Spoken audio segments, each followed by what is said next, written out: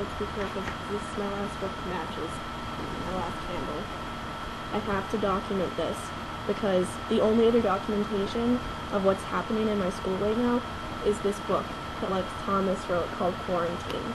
And I think that books can get destroyed so much more easily than a video can, so I'm getting this down before I die right now.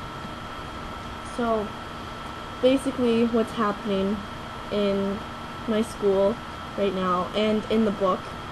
In the book, there's these two main characters, Will and his older brother David. And the school that they're in is put under quarantine because this disease breaks out that kills all the adults, and I'll read to you what that means. This was a while ago, but on the first day, over the announcements, they have it documented. So, on the first day, they said, "You're carriers of a contagious parasitic virus. In the simplest terms, the virus thrives only in the bodies of pubescent teenagers, and it makes you fatally poisonous to everyone else. Any adult or any young child who comes within a few feet of you dies almost instantly. The toxic pheromone you now produce attacks the tissues of the lungs, rapidly breaking them down. It would be the equivalent of inhaling highly potent acid." And then you know that you can get out. You can get out once you're a senior in high school. And you know you can get out when the virus is leaving your body. So the signs would be like a bloody nose and then a headache and then hallucinations and dementia, being delirious.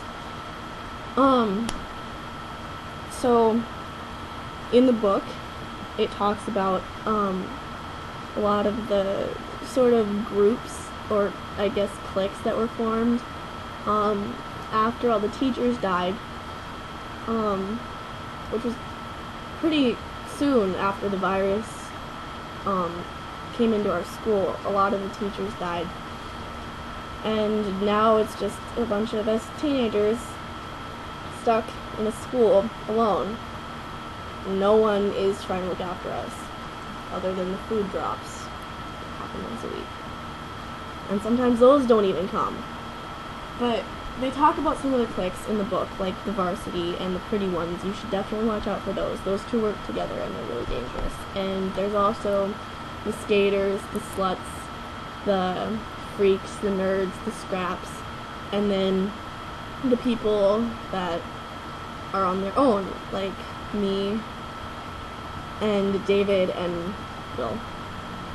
And we have to try and survive on our own, and that's really difficult when there's groups of people taking all the supplies that you could get. It's a lot easier when we go to the food drops to get a bunch of supplies if you're in a group of a bunch of really strong, manly people than it is when you're alone. So it's survival, and it's scary. And I think that needs to be documented. I think that people need to know what this has done to our school. It's a screwed up situation, and someone needs to find out. And I'm in hiding right now, and I really hope no one can hear me. I think I hear someone coming, so I should be safe and go. Thank you for listening. I hope whoever finds this, you do something. Please, we need help.